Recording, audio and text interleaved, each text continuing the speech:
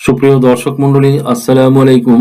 আমি advocate Mohammad Belayet Hossain, Bangladesh supreme court. আশা করি সকলে ভালো আছেন, সুস্থ আছেন, নিরাপদে আছেন। সুপ্রিয় দর্শক মন্ডলী, ভাবছেন জমি নিজের করতে অনেক কাগজ লাগে। 2026 সালে বাস্তবতা বদলে গেছে। এখন মাত্র দুইটি প্রমাণেই যথেষ্ট হতে পারে জমি আপনার প্রমাণ করার জন্য।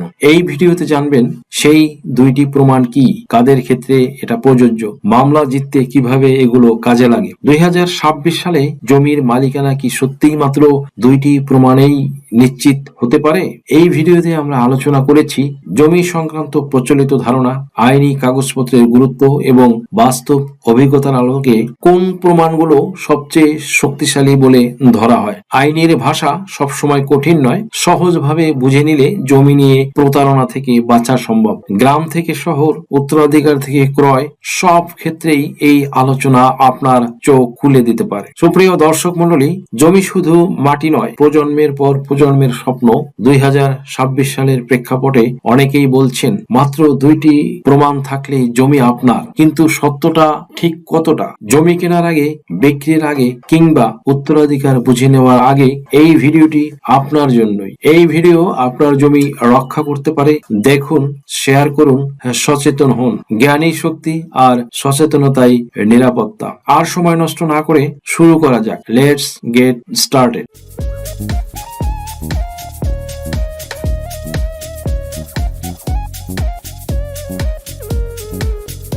স্বাধীনতার পরবর্তী সময়ে বাংলাদেশ বহু ঘাত প্রতিঘাত পেরিয়ে নানা প্রতিকূলতার সত্ত্বেও জমি জমার ক্ষেত্রে যে অগ্রগতি অর্জন করেছে তা এক কথায় বলতে গেলে অনন্য, অসাধারণ। সুপ্রিয় দর্শক মন্ডলী, ভূমি আইনটি পাশ হয়ে ইতিমধ্যে গেজেট আকারে ও বিধিমালা অলরেডি জারি হয়ে গেছে। ভূমি বিশেষজ্ঞরা এই আইনটিকে নিয়ে বলতে গিয়ে বলেছেন যে যারা ভূমি নিয়ে প্রতারণা ও নানা রকম জাল জালিয়াতি করছেন বা করেছেন তাদের সংশোধন হতে হবে, নয়তো অর্থদণ্ড ও কারাদণ্ড অথবা উভয় দণ্ডে দণ্ডিত হওয়ার বিধান এই নতুন ভূমি আইনের অন্তর্ভুক্ত করা হয়েছে। এই ব্যাপারে কাউকে কিন্তু ছাড় দেওয়া হচ্ছে না। যাই হোক, এবার মূল আলোচনায় আসা যাক। আমরা কিন্তু মূলত দুই ভাবে জমির মালিকানা অর্জন করে থাকি বা জমির মালিক হয়ে থাকি। কি সেই দুই প্রকার মালিকানা অর্জনের পদ্ধতি?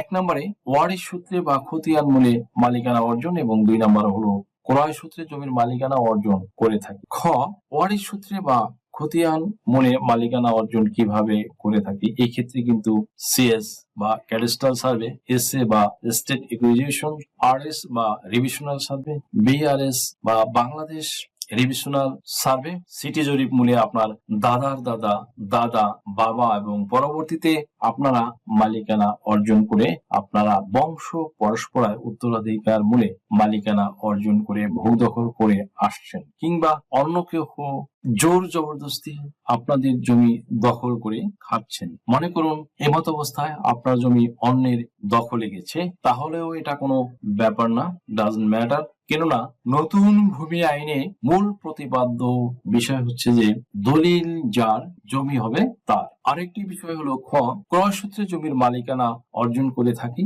অর্থাৎ দলিল মূলে মালিকানা অর্জন। গ্রহীতার দলিল থাকতে হবে এবং এই দলিলের ভিতরে বিগত 25 বছরের মালিকানার ধারাবাহিকতা বিবরণ থাকতে হবে।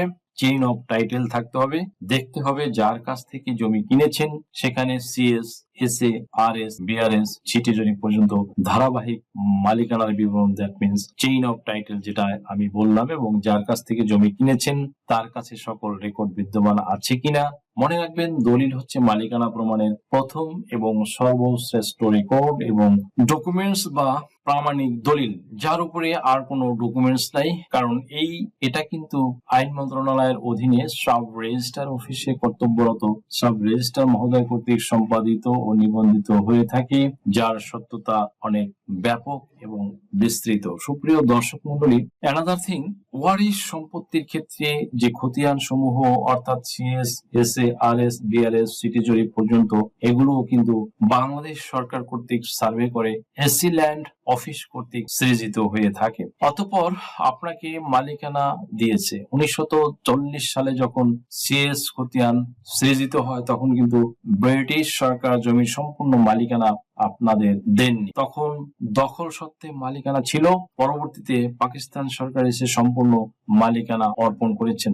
এরপর যে খতিয়ান এসেছে সেই খতিয়ান মূলে ভূমি মন্ত্রণালয় কর্তৃক যে ভূমির মালিক সেটা স্পষ্ট ছিল। সুপ্রিয় দর্শক মণ্ডলী, এজন্য ভূমি মন্ত্রণালয় সূত্রে বলা হয়েছে যে বিডিএস জরিপ, that means Bangladesh digital survey যেটা এখন চলমান, সেই বিডিএস সার্ভে হয়ে গেলে অনেক খতিয়ান সংশোধন হয়ে যাবে। এজন্যই এই দুটি প্রমাণপত্র ঠিক রাখতে হবে, নয়তো জমি নিয়ে মামলা মোকদ্দমা যেতে হবে, আদালতের মাধ্যমে জাজমেন্ট এন্ড বিক্রি নিয়ে জমির কাছে যেতে পারবেন, নয়তো দলিল ধুয়ে কিন্তু পানি খেতে হবে, দলিল কোনো কাজে আসবে না।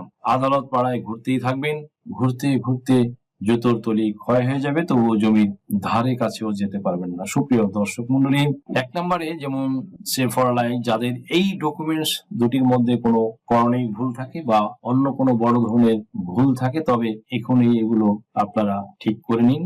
প্রয়োজনে দাতাকে নিয়ে গিয়ে সব রেজিস্ট্রি অফিসে গিয়ে সংশোধন করে নিন, কিংবা মোকদ্দমা প্রয়োজন হলে করে ঠিক করে নিন। এটা হলো সতর্কতা। 2 নম্বরে, যদি রেকর্ড খতিয়ানের মধ্যে কোনো ভুল হয়ে থাকে, আপনার রেকর্ড অন্যের নামে হয়ে গেলে সেটা মিসকেস দিয়ে এখনই ঠিক করে নেবেন। এখন যদিও প্রিন্ট পর্চা হয়ে গিয়ে থাকলে তখন কি করবেন? এক্ষেত্রে হতাশ বা ফ্রাস্ট্রেশনের কিছু নেই বন্ধুগণ। এখন ল্যান্ড সার্ভে ট্রাইব্যুনালের সময় নেই বলে ভয়ের কিছু নেই। আপনি একজন সিভিল লয়ারের মাধ্যমে ঠিক করে নিন। অনেকে হয়তো মনে মনে দোয়া করছেন এই আইন পাশ হয়েছে কিন্তু ইমপ্লিমেন্ট হবে না কোনোদিনই, তাদের এরকম ধারণা। বুঝতেই পারছেন কারা এরকম ধারণা পোষণ করছেন। আইনের যখন খসড়া প্রস্তুত হয়েছিল তখনও এরা বলেছিলেন যে এই আইন পাশ হবে না, এবং অতঃপর এটা কিন্তু পাশ হয়েছে, গেজেট প্রকাশিত হয়েছে এবং বিধিমালা অলরেডি জারি হয়ে গিয়েছে, মানুষের সুফল ভোগ করছে। এই আইনে কিভাবে জবর দখলকারী বা ভোগ দখলকারীর দখল বাতিল হবে তা আসুন জেনে নিন। 4 নম্বরে, ভূমি প্রতারণা সংক্রান্ত অপরাধ ও দণ্ড। 1 নম্বরে, ভূমি হস্তান্তর, জরিপ, রেকর্ড হালনাগাদকরণ বা ব্যবস্থা বর্ণিত কোন কার্যক্রম ভূমি প্রতারণা সংক্রান্ত অপরাধ বলিয়া গণ্য হইবে।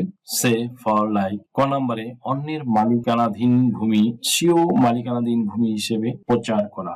খ, তথ্য গোপন করিয়া কোন ভূমি সম্পূর্ণ বা উহার অংশবিশেষ কোন ব্যক্তি বরাবর হস্তান্তর বা সমাপন করা। গ, স্বীয় মালিকানাধীন ভূমির অতিরিক্ত ভূমি বা অন্যের মালিকানাধীন ভূমি তৎ কর্তৃক ক্ষমতাপ্রাপ্ত না হইয়া কোন ব্যক্তি বরাবর হস্তান্তর বা সমর্পণ করা। সুপ্রিয় দর্শক মন্ডলী, ঘ নম্বরে, কোন ব্যক্তি অপর কোন ব্যক্তি বলিয়া মিথ্যা পরিচয় প্রদান করিয়া বা জ্ঞাতসারে এক ব্যক্তিকে অপর ব্যক্তিরূপে প্রতিস্থাপিত করিয়া কোন ভূমি সম্পূর্ণ বা উহার অংশবিশেষ হস্তান্তর বা সমর্পণ করা। কোন মিথ্যা বিবরণ সম্বলিত কোন দলিল স্বাক্ষর বা সম্পাদন করা। চ, কর্তৃপক্ষের নিকট মিথ্যা বা অসত্য তথ্য প্রদান করা। এবং ছ, এই আইনের উদ্দেশ্য পূরণকল্পে বিধি দ্বারা নির্ধারিত অন্য কোন কার্য সম্পাদন। 2 নম্বরে, কোন ব্যক্তি উপধারা 1 অর্থাৎ আলোচিত অপরাধগুলোর কোন অপরাধ সংঘটন করিলে তজ্জন্য তিনি অনধিক 7 বছর কারাদণ্ড ও অর্থদণ্ডে